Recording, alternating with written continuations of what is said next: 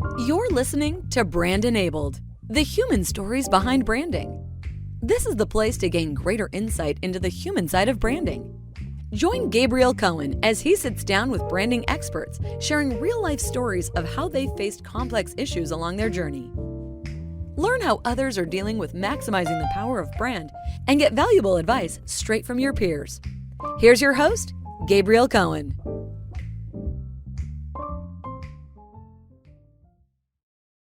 Hi, everyone. Welcome to another episode of the Brand Enabled podcast. I'm here today with Norman Guadagno, who's the CMO of Mimecast. Welcome, Norman. It's great to have you on. It's a pleasure to be here. Thanks for inviting me, and I look forward to chatting. And where are you joining us from today? I am in my home in the quiet corner of Connecticut, northeastern Connecticut, literally 4 miles from the Massachusetts border. Our office is just outside Boston. Let's get straight into it because we've got a lot to talk about today. So you've got a really interesting background. You kind of cut your teeth at Oracle and Microsoft. And today you're CMO of Mimecast. And today we're going to be talking a lot about the topic of brand transformation because you've done that at 3 different companies. And we're going to talk about the similarities and differences and the playbook that you've developed as part of that. But why don't you start by talking a little bit about your background and how you got to where you are today and the different step changes in your career. Yeah, for sure. And it's always interesting when I get an opportunity to reflect on the background that got me here. And sometimes I have referred to myself as an accidental marketer. I sort of stumbled into it somewhere along the way, but maybe I was always destined to be a marketer. I began early on in the technology space really because I just love technology. And I had an opportunity when I was in grad school to start working on software and human computer interaction. And I just really love the power of technology and what it can do for people. And so that sort of drew me into the business. I began early on working on product management and product marketing. And it turns out that if you're not a software developer in the software business, you sort of end up in marketing or sales or someplace else. And as I like to say, if you have no real skills, you end up becoming a marketer, which is a joke because I believe that is a real skill. But I ended up doing that, and I found that I not only loved the software business, but I loved the marketing aspects. That is how do we convince people that they want this thing? Right? Because even when it seems tremendously appealing, there's 6 other companies that have something also tremendously appealing. So it's actually a real challenge. So I worked my way up through the ranks at some startups. I spent time at Oracle and at Microsoft and continued to sort of refine my role and what I'm good at, as in that thinking about how to create a connection and resonance between the business and our prospective customers. And over time, I found that I was also good at thinking somewhat holistically and strategically how do pieces come together, which I think is a natural element to move into more senior leadership roles, is to start to look at the bigger picture, if you will. So I worked my way up the ranks, and when I got the opportunity to jump to the first sort of lead a marketing team role, I took it. I did okay. Right? It was also really hard. And in fact, after the first couple of times I was leading a marketing team, I stepped back and said, wow, that's really hard. And then I went to work at my first agency because I'd employed agencies for so long. I was really curious as to what they did. So it turns out over time, I've had the opportunity to work at a few agencies and to work as a client-side marketer, which is somewhat rare when you're in that CMO seat to have done both. I came back to the marketing side and I said, okay, here's a set of things I'm really good at. And I could apply that to brand transformation, marketing transformation. How do you weave together brands and performance marketing, as I suspect we'll talk about? So it's been a long, strange journey, but at the core of it, it comes back to I love convincing people that they should be interested in and buy the thing that I'm representing. And if I can do it for something that I actually believe in, as I do now in cybersecurity, all the better. There's a couple of things I want to dig into what you just said, but just talk a little bit more about what Mimecast actually does. Yeah, for sure. And straightforward, we're a cybersecurity provider. We provide solutions for email, collaboration, security, as well as tools in security awareness training and human risk management. So basically, for our 40,000 some odd customers around the globe, we're scanning their emails or scanning their Slack or Teams and making sure that the bad stuff doesn't get in. A couple of things I want to dig into in what you talked about. You talked about the first marketing leadership position you had. It was really hard. Talk more about It what was, made it hard. you know how they tell you when you move out of being an individual contributor to a leader, you have to give up like being the expert and you have to sort of become the team leader. It's easier said than done. And when you do it, particularly if you're doing it at a relatively early stage in your career, and I started leading a marketing team relatively early in my career, I didn't know what I didn't know. And as a result, I was running more by what I was good at rather than what was the right thing to do. And I see that in a lot of leaders who move into positions where they revert back to their natural strengths and their natural comfort zone versus thinking about, okay, there's a bunch of things I don't know here. What am I going to do? And it usually takes being knocked upside the head 2 or 3 times before you get to the place where you're like, oh, wait, maybe I need to learn, look, listen, ask, get some input, take a broader perspective, take a breath, pause. So that first time at bat, it was a swing and a miss, right? It was an opportunity to say, oh, I actually wasn't thinking really strategically, and I wasn't thinking holistically as a marketer. But could I learn from that? Which hopefully I did. Oftentimes, when we have this type of conversation, what I hear often is notion of first you have to consciously decide what you're going to stop doing, even before you can decide what you need to Yeah. start. Oh, What you need to well start said, doing. right? That notion of we develop a set of habits and patterns and things that we know we can go do, right? And we're like pull back from that. And I think that's an important point. I find, humorously, even today, like I still find myself wanting to like go do copywriting because I'm fairly good at it and I enjoy it. And I was like, wait, let me just sort of futz with this copy, and I have to pull myself back most of the time from doing that. But more, strategically, it's ultimately about the fact that the very definition of a team is that there are multiple people there, and the leader can't do everything. In fact, the leader has to learn to step back more and more the bigger the team, right? And I find, honestly, in most situations now at this point in my career, it's about how little I say, and maybe it's about how little I end up doing, right? Because I have to give my team the opportunity to really do what they're good at, and I provide gentle nudges along the way and input across that, because I know that my gentle nudge on an organization of 100 people actually has some significant impact, and I have to be comfortable and confident in that. You talked about the role of marketing, about trying to convince customers, prospects to choose ours versus Yep. others that are very similar. Is that something that you use internally as almost a north star for everyone in the team that's codified, or is it just something that we're just talking about that you just talk about Yeah, informally? it's a good question, and I think I internally believe that fundamentally, because I know that at the end of the day, we're going to have to convince somebody of something. And I actually don't know that I make it something that the team says, oh, yeah, that's our North Star, because I try to be a little bit broader in how we do that. But I think personally, I've always believed that marketing is a function that does something no one else can do, right? Which is convince you to pay attention, right? To create a sense of resonance in the moment. And lots of things fight for our attention more so now than ever. And our job in marketing is to capture your attention for just a moment And then if I capture for that moment, I can hand you to a qualified seller, or I can do something else with you.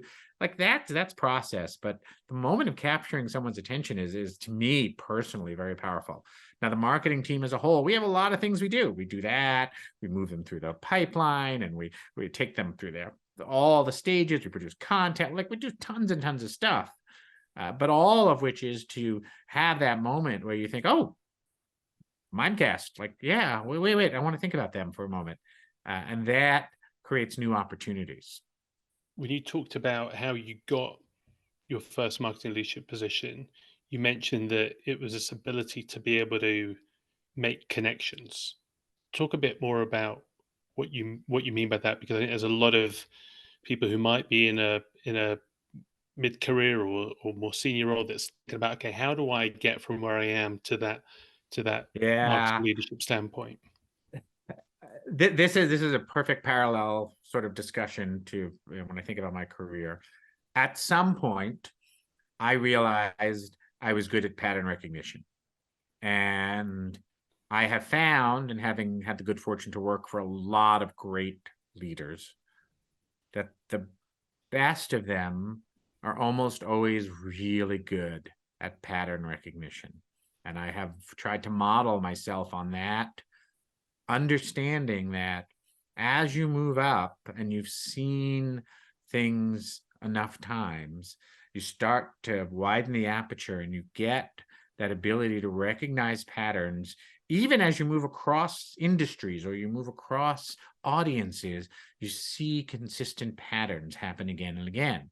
And I have found as a leader, and for when I look for leaders, there can be somebody who's amazing at a particular function, but they can't see how you could like do something else over here that might take all the patterns that they've learned and just replicate it with a different set of content. The people who move up and become good at that not only see this, but they also start to see patterns and things outside their own domain. It's like, oh, wait, this is what this function does repeatedly. I now recognize that pattern and I can leverage that for part of a bigger ecosystem. So that self-realization of pattern recognition has helped me realize that that's one of the criteria that really does elevate people as they start to move into bigger, more strategic leadership roles. And that can be leading a big team, that can be leading a small team. But the bigger you get, the more you start to see pattern recognition. And then like abstract that to the highest level of, you know, the titans of industry that any one of us may admire. If you actually dig into what any of them has had as a core principle of how they've been successful, it is often pattern recognition. Sometimes it's anti-pattern recognition, right? And like, just look at Steve Jobs, right? See what the pattern is and go the other way. That in and of itself is indicative of that ability to recognize those broader patterns across markets, industries, people, audiences, society. How do you identify those traits within members of your team? So, all right, these 10 people are really good at pattern recognition. These 10 people aren't. Yeah, it's not easy, but let's just be clear. I wish I had some magic metric for recognizing those patterns, but I really don't. What I do see is that I try to spend a lot of time looking and listening to how people behave when confronted with the unexpected, because it's the unexpected that sort of shows, can they say, oh, wait, I've never seen that before. What am I going to do? And it's either I'm going to resort to, I've never seen that before, and I'm just going to go do the thing that I've always done. Or is it like, whoa, that's sort of like this other thing. Maybe if I just make these adjustments, I can address that, right? And that to me is if there's any one thing I look for, is that how they deal with those unexpected and how they process it and how they look at it. And those are the signals that I look for that help me say, yeah, this is somebody who really gets it. That's a really interesting insight, how people behave when confronted with the unexpected. I think that's also, if I'm listening to this, that's something that I can self-reflect on as well. I think about the situations that that I encounter, anyone listening to this, when they encounter, how do you deal with this? Because it feels like there's a parallel, or that there's a natural correlation between this notion of being able to connect the dots Mm-hmm. and looking at pattern recognition, also with being a divergent thinker. Personality tests, and I'm dumbing it down, but the Myers-Briggs, all of those, they you can take those and actually see, okay, how much, are you a divergent thinker? Right, right, right. And there was a great question too, because I know I've sort of codified this in my own mind over time, and I've thought a lot about this, but I do think that anyone at any stage of their career has to be able to self-reflect and say, okay, I'm being asked to do something I've never been asked to do before, or something happened that I've never seen before. What is my response? And asking yourself that question and being able to say, oh, my response is I'm going to panic, or my response is I'm going to step back and try to deconstruct and decompose to figure out a way forward, or I'm going to phone a friend, or whatever it may be, like, helps you realize that the further along you get, and this is the interesting sort of paradox, right? The further along you get in your career, the more you're going to see the same patterns over and over again. And the more you're going to, frankly, encounter the unexpected. And so being able to ride those two somewhat paradoxical waves is critical to ultimately being really, I think, successful. One last thing that you said in your intro that I wanted to touch on was this idea of having been client side or agency side. How did going agency side then influence you, both in terms of your role and how you work with agencies, especially when you Yeah. went back? But maybe also talk about how your client side experience influenced then how you work when you're an agency, and maybe how that even might have compared with some of your peers. It's something I actually have reflected quite a bit on, because I feel very fortunate that I've been able to be on both client and agency side multiple times.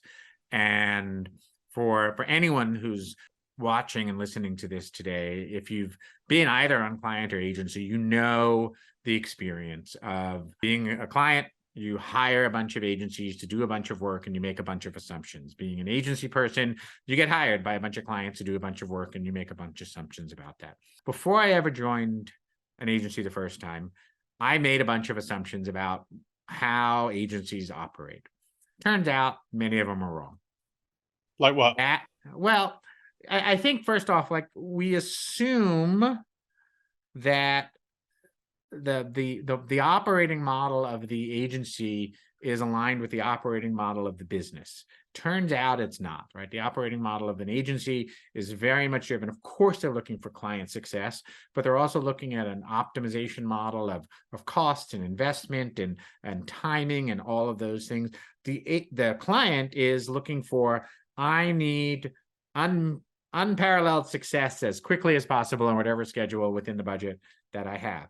Those things are the natural sort of structure, but they can be in conflict, but we often don't remember that conflict. The second thing that's actually critical, even more critical in my opinion, is the availability of information to the agency and to the client is drastically different, in that clients assume that they've transmitted all the necessary information to agencies. That's almost always never the case. Agencies assume that clients have told them everything they need to know. Almost never the case. And a good portion of the conflict or disappointment that may result in client-agency relationships comes from a mismatch of information and information that they think each other have. And you see this, and I've seen this time and again, where someone inside a client will say, oh, blah, blah, blah, blah, blah. Yeah, we didn't have to share that with the agency. And I'll look at it and I'm like, I think that's actually the most important thing we should tell them. And it often is, but it's like, well, but that wasn't in the brief, as if the brief magically communicates all the stuff below the surface to an agency. And the people who work in agencies have different motivations. They're working on a bunch of clients. The person who's the client, that's their life. Like, we must get X done, and it is my all-consuming 24/7 thing. Now, it's nice if your agency is also only focused on that, but it's very rare. They're thinking about, like, I got a lot of things to do, and it's when this project's done, I'll probably move off to another project. The person on the client side is thinking, when this project's done and hopefully successfully, I get promoted or I get a bonus, or like there's just a divergence there. And we could spend forever talking about this topic. But to me, it was eye-opening going to an agency for the first time and seeing how it truly functioned, and then reflecting on how I might have behaved previously as a client and what I would do differently. So now that you are a client, what do you do differently now when you work with agencies? I make sure that they are as engaged with the information that's available as possible. I want to bring them in to the team. I want to break down every barrier I can so that they get full transparency, and that they're not treated as just the agency, that they're treated as truly an engaged partner, and that they know as much as anyone on the internal team. I also want to make sure that they are super clear on what my deadlines are, what my priorities are, what my budget is, what resources I have, what resources I don't. I don't pretend anything. I lay it all out as transparently as possible. And what's the flip side of that then, in terms of what makes an agency a good partner? Because it's interesting, there are some similarities sometimes when I think about the notion of being a software company and being an agency, where a software company, you've got 6 people that do exactly the same thing. And you get something very similar with agencies, right? You're going to see the same case studies, the same process, the same things. And oftentimes it's not just the decision in how you choose within a pitch process, but then, 2 years down the line when you reflect on those relationships. Yeah.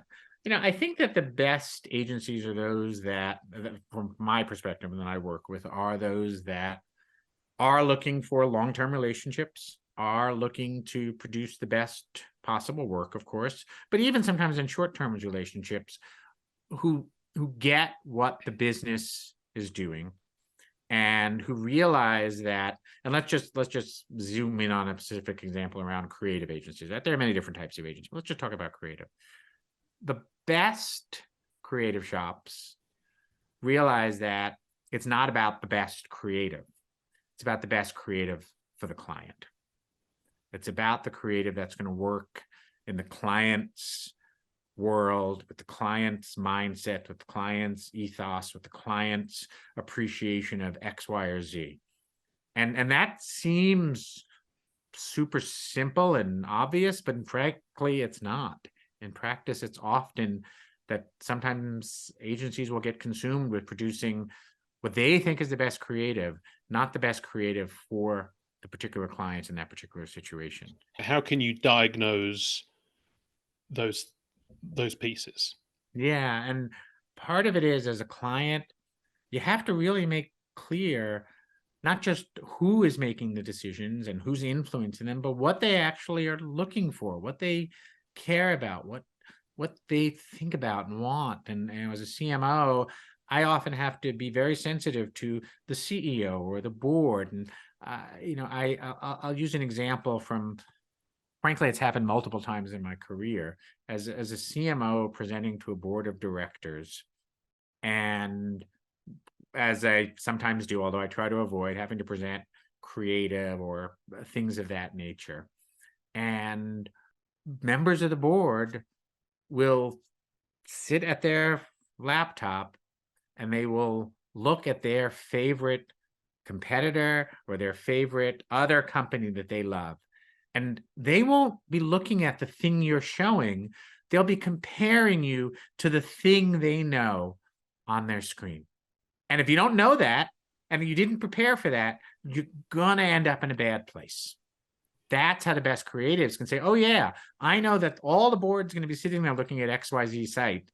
We need to be able to have a story that makes it clear why this works in this context. I once had a board member, very smart individual. I knew that they were looking at one of the competitors, and they asked me the following question. Well, I've looked at competitor A, B, and C, and I'm now looking at this new thing. I don't understand why yours doesn't look like theirs. How do I know that you're the same type of stuff as them? They all have blue and silver and XYZ type of look, and you have green, and like, why doesn't it look more like these other competitors if that's who we're going after? And by the way, there's no good answer to that question in that context. But how did you answer it? Truly, I said, the whole point is to not look like our competitors.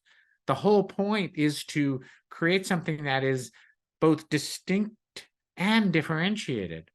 And I have taken many people through the example of, I can go to a competitive set, remove the logos, and people who work for the companies can't tell which one's which. How is that going to create an opportunity to engage with a customer? But it's in all fairness, it's a hard question to answer because it's rooted in an understanding of the world that's different than the understanding we as marketers or creatives have.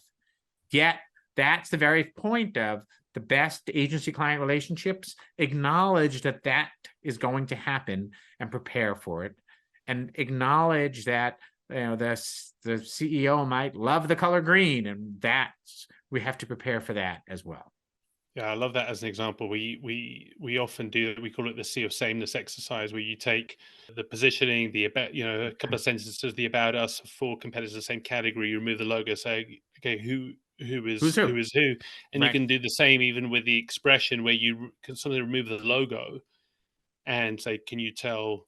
Yeah, and you truly can't. You truly can't. Yeah. And this is it's a parallel path to this discussion, but it's the B2B software business in particular, but many categories, but I know B2B software very well. It is overly fixated on differentiation at a feature function level and not on distinctiveness at a brand level. And that bites companies all the time. So this goes back to the kind of part of the original theme of this conversation, which is you've come into 3 different B2B software companies in order to drive brand transformation and bring brand to the fore. I guess, were there similarities around them having that realization that that's what they needed, or did they bring you in for a more traditional thing, and then you diagnosed that and saw that as an opportunity? Yeah, and it mostly tends to be being brought in to solve a performance problem. That is, the company is not performing the way it should. Occasionally, you come in, and I have actually been brought in to build or transform a brand. And you and I had spoken about this a little bit before this conversation around the brand versus performance marketing dilemma. And I, as most of us who are in my role or similar roles do, I get calls from recruiters all the time that says, oh, company X is looking for a new CMO, and they really want someone who's a brand marketer. Or company X is looking for a new CMO, and they really want somebody who's a performance marketer because the CEO of the board has identified brand or performance as the problem that needs to be solved. And I always answer this same way. Like, they're 2 sides of the same coin. There is no brand problem without a performance problem, no performance problem without a brand problem. What you have to be able to do is get under the covers and really look at what's the sequence of things that you need to fix. Many years ago, I joined a previous company, and when I got under the covers, it turned out that the performance stuff was actually okay. The brand stuff really wasn't, and we had to address the brand straight up. Sometimes I come into a company and it's the performance stuff seems like it's great, but it turns out that it's not. And you have to fix a bunch of that foundational work before you can even envision investing in brand. Because an investment in brand on a broken foundation won't get you the return that you want.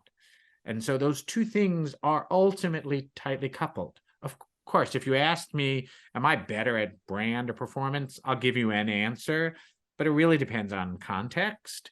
What I'm good at is seeing that those two things are tightly coupled, and that you have to decide what's the sequence of which one you're going to address when, so that it naturally feeds on each other. When I came to Mimecast, we had a set of investments that I looked at that I felt were too heavily weighted towards performance. But you can't just rip the dollars and put them somewhere else. You have to build a path to redistributing dollars for your top of funnel, middle of funnel, bottom of funnel, and thinking about how you're going to end up in the place you want to be. And it gets back to pattern recognition. I want to be like this, but I can't do that overnight. What's a sequence of things I have to do to get to look like this, ideally, that balances brand and performance and gives me the outcomes I want?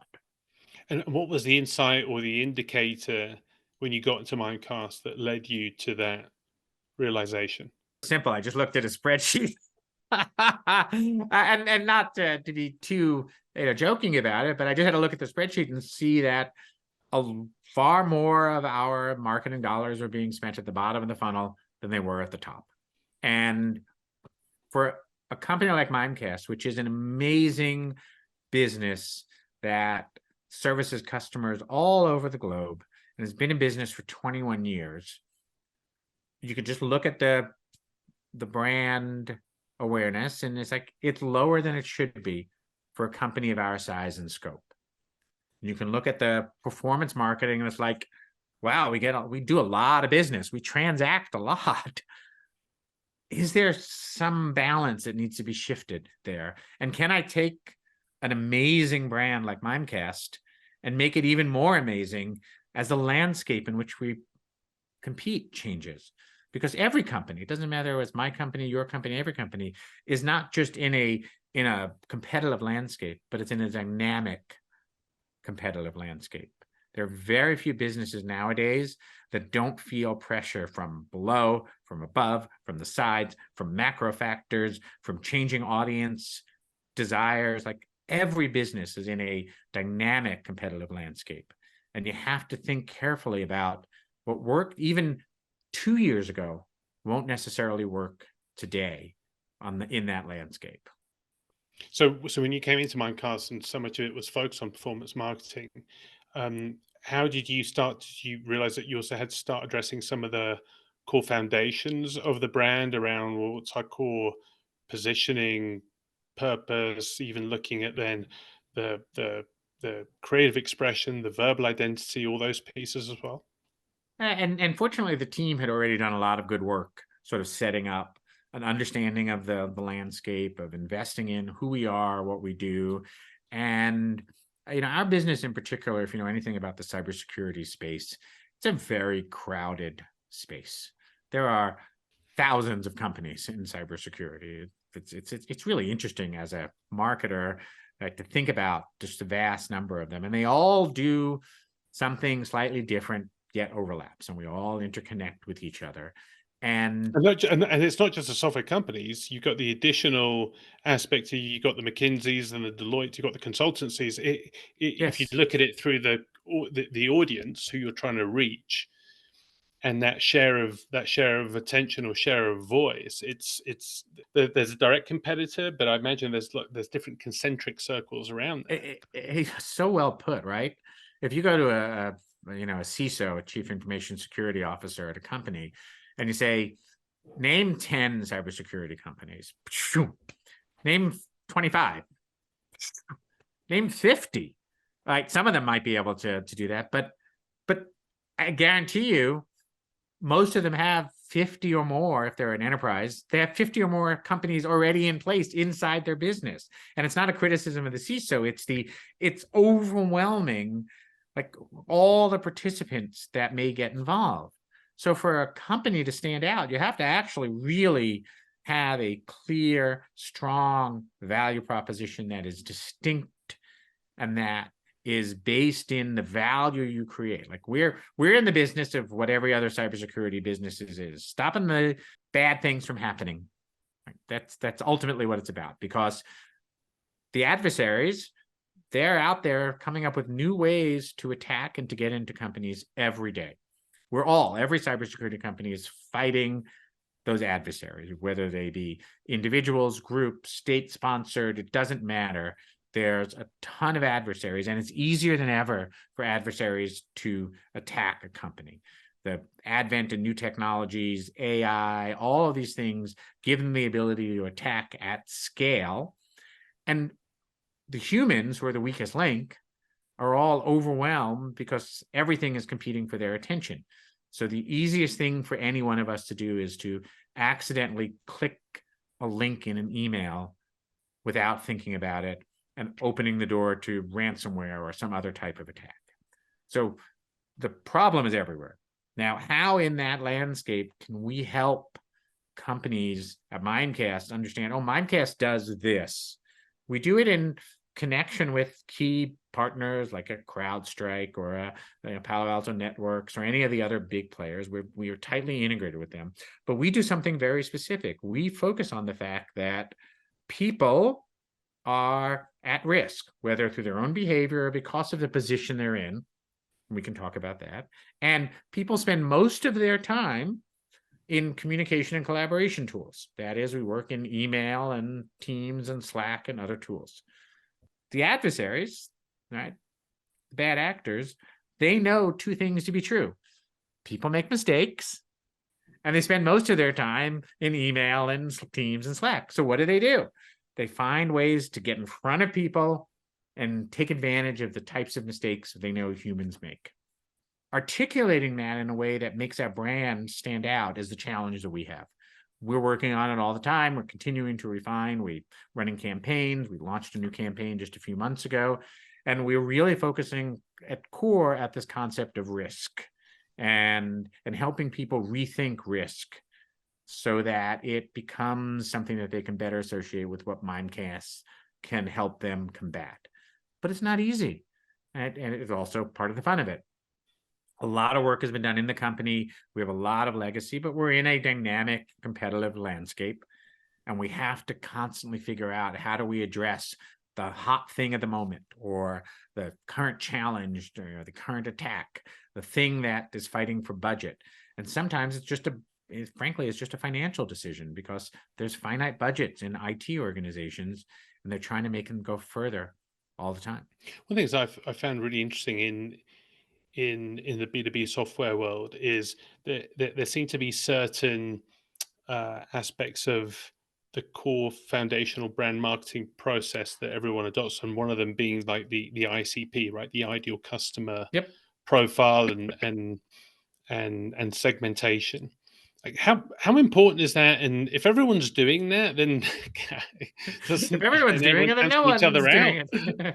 Yeah. We certainly have invested heavily in building an ICP, understanding what that looks like and how we can get to them. And it's, to put it bluntly, it's a necessary but not sufficient tool in the full arsenal of your tools. And asking that question really asks a different question, in my opinion, which is, does the contemporary marketer fully understand all the things that they need to be thinking about in order to be effective? That is, it's not simply, we're just going to buy a bunch of keywords and there we go. And it's not simply, I understand my ICP. I just have to walk up and down the street and ask them, do you fit this profile? Okay, here, bye. Right. And it's not, I had an amazing creative and I'm going to push it out there. And it's not, we have an awesome website and hey, we have great partnerships, and like all of those things together create the unique moment when someone says, oh yeah, I want to talk to you about your thing. And in B2B, we know this in particular, there's often, like, we look at the data, like we'll have customers who buy, 6-figure software deals. They'll have started their journey with us 2 years prior visiting our website. And they will have had 25, 35 or more interactions with us across a couple of years sometimes. Now, is there any one person or thing that can say, oh, I've mastered that? No. That's because when they started, we were probably doing different marketing than when they finished. And yet we have to bring them along that journey. And that's the beauty of it, is like, are they in our ICP? Well, maybe they were then, maybe they are now. I don't know. Like, did that white paper work? Like, the website's completely different today, but they keep coming back. Because when you put on the customer's hat, ultimately the customer doesn't care if it's Mimecast or one of our competitors, if it's this or if it's that. What they care about is, I have a problem. I'm going to try to figure out how to solve my problem. And if it takes 2 years because I see a problem on the horizon, maybe those CISOs are really good pattern recognizers like I am in marketing. They're like, okay, I'm going to have to get to here. And I'm going to begin a journey. And my consideration set, we talk about consideration set all the time. My consideration set of vendors, it may be big, it may shrink, but it may get bigger again. It may shrink. Oh, wait, consolidation in the industry shrinks, new players in the industry, it grows. And that's going to happen across time. Marketers can't think about this as some static, a customer wakes up and like, okay, I think I'm going to buy email security today. Mimecast, competitor N, number 2, okay, boom. That's not the world that they live in, and it's not the world we live in. It is truly a dynamic, multifaceted system that any of us are trying to market into. So I want to elevate even to the brand with a big B even more. One of the things that I've observed that I found fascinating is when I look at tech and B2B, the role of what in other industries you might think of as the corporate brand team, Yep. right? That's looking after brand with a big B, that's dealing with the overall brand strategy, that's dealing with the brand expression, the verbal, as a team that's trying to disseminate it not just through marketing but through other parts of the organization. And associated to that then is what previously was, we would think of brand governance, but today we talk about as brand enablement. I'm not amazed anymore because now I've seen it so often, even with the biggest players, the ones with 70,000 employees. It's amazing how they may only have one person in that role, and how when you compare where they are in the actual maturity cycle, how immature that brand stewardship, brand management, the respect that has is low. Because what you hear often is like, oh no, process and stewardship is a dirty word, Yeah. right? Or it gets in the way of innovation. I just want to get your perspective on that.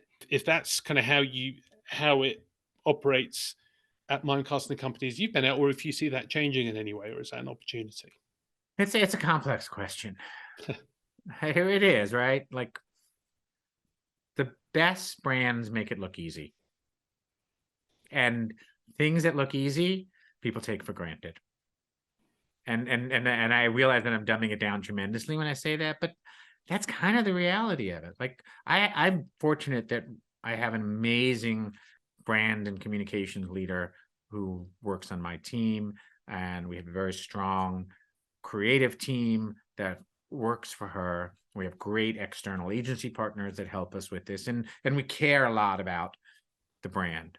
But it varies from one company to the next, varies on the stage of the company, as you said. And you can look at big companies that do think very coherently and consistently about their brand. You can pick a Microsoft or an IBM in our space, right? They truly have invested in an amazing perspective and experience, and they are stewards of the brand ultimately.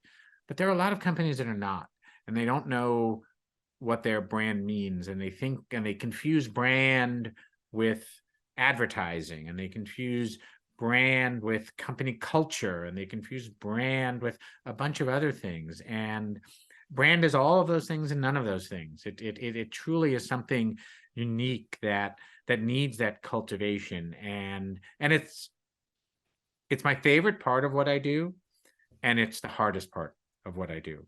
I literally know that almost anything I do related to brand is probably not going to be as successful as I want it to be. And it's often because there are so many other factors that I don't necessarily control. And I know, because I've been through this enough times, that I'm not just speaking to one audience when I think about brand. I'm not just speaking to customers. I'm speaking to customers, partners, competitors, employees, investors. If we're private or a public company, both of them matter, right? Analysts in the industry, random people on the street who say, "Oh, I know that brand," and frankly, all of them matter at some level, and everyone wants their own brand experience. And I often joke about the fact that a company website is an amazing thing. Right? When we think about where we are in 2024 and the power that our websites give us, the most sophisticated, and we have an amazing, sophisticated, really high-performing website. But every visitor to that website, depending on who they are, has their own unique experience of it. And if I've built it to cater to one category, it might not deliver the experience another category wants. And I say that because it's one of the defining problems of the modern B2B marketer, is how to somehow navigate all these pieces simultaneously, particularly in really competitive spaces where you have 5 other companies that offer almost the exact same thing as you do. One of the most memorable presentations that I saw was from the head of brand at American Express a few years ago, and she was talking about their brand maturation. And one of the things that she did is she did analysis of her calendar and where she was having meetings and how that had changed over 2 to 3 years. And when she first got there, 80% of her meetings were internally within the marketing team, and 2 years down the line, 80% of her meetings were with functions that were outside of marketing. And that was a way in which she knew that brand was starting to get diffused and disseminated more across the organization. But that's the work, how hard it was in order to try and drive some of that It's a alignment. great example. It's also one of my favorite brands. I think they actually do an amazing job with an absolute standard of brands in their sector. But it's true, like everyone participates and everyone should. But at what level should they participate? Like everyone inside a company participates in finance. Like we all spend money, we all make money, we all make decisions that impact. But at what level should we be deeply engaged in understanding the general ledger or other specific aspects of finance? Everyone in the company interacts with marketing. At what level should people actually be engaged in the marketing part of it, the real sort of underlying parts of it? And that's a challenge that marketers face every day. And where does journey mapping or experience come into that? Because if you can explain it then based on what the function that you're in and how that touches the customer, is that something that is a conduit? Yeah, it's interesting because I think that's things like journey mapping and customer experience are critical to delivery and to creating the right environment and the right journey for the customer. I'm not sure that people see the connection always between that and like and now I have to think about the company brand or what we're doing in marketing. I'm happy to say that I'm a brand marketer. It's one of many things I do, and I've done it repeatedly, and I believe in it, and I have great characteristics of it. But I don't know that most people actually know what that means, even if they're another brand marketer. It's because it ultimately does mean something different. And I even reflect on what I'm doing today at Mimecast after 14 months at the company.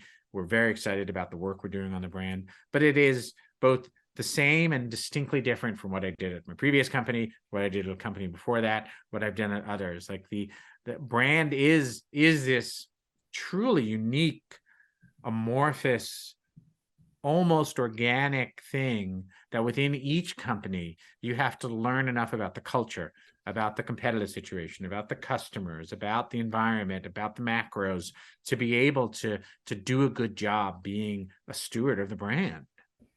And you can be in the same company and that completely change 180 overnight if there's a change in leadership, because you can have a CEO who sees the brand as a catalyst to his transformation, his or her transformation journey, and then overnight, all of a sudden, the new CEO comes in and says, "No, we don't want all of this stuff. I don't want to listen to this stuff. I'm just focused on the spreadsheet."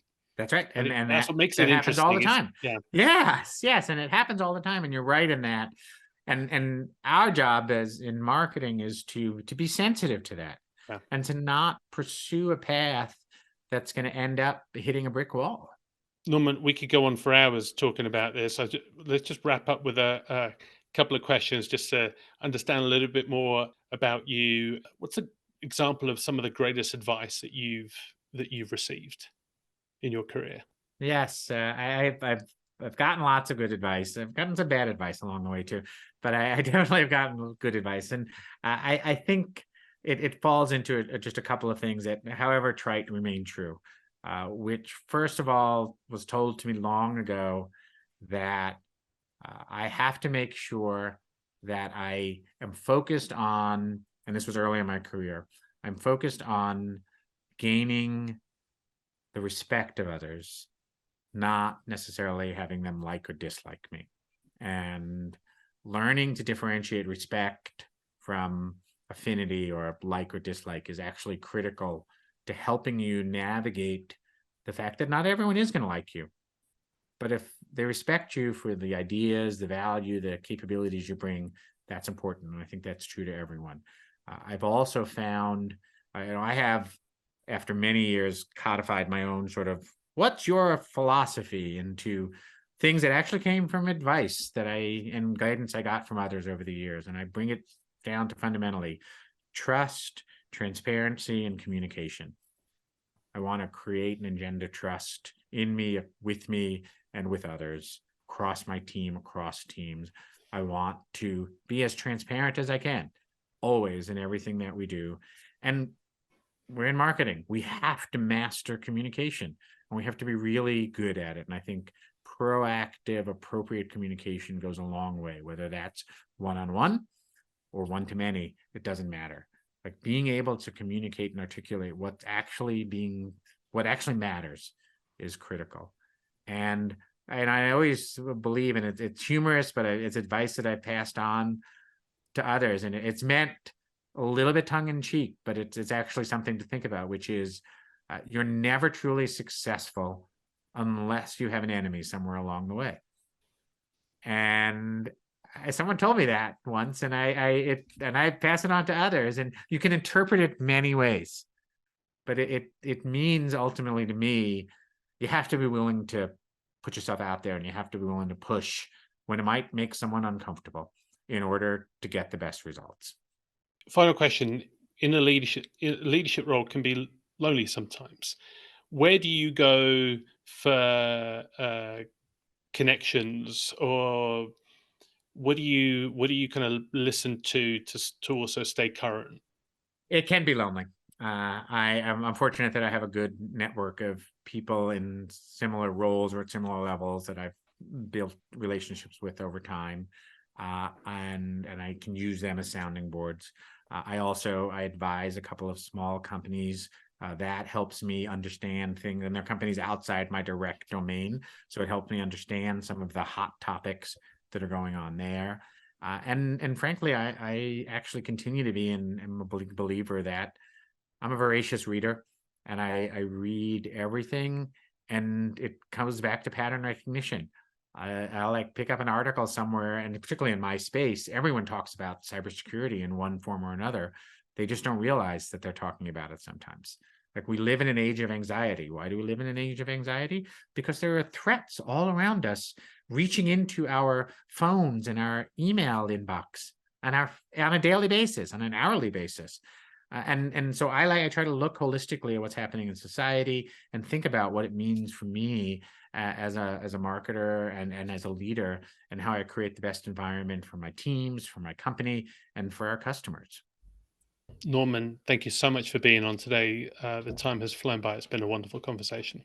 No, it's my absolute pleasure. And thank you. It is really a joy to be able to talk about the challenges we face, because I think in our field, as a senior marketer, there's great opportunity, and I can't wait to see what the next generation of marketers are going to do.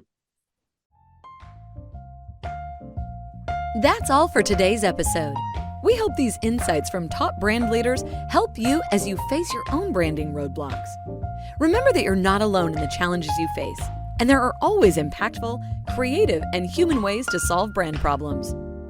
If you would like to further connect with fellow elite brand leaders and join our community, send an email to gcohen@monocle.com. Thank you for joining us. See you on the next one.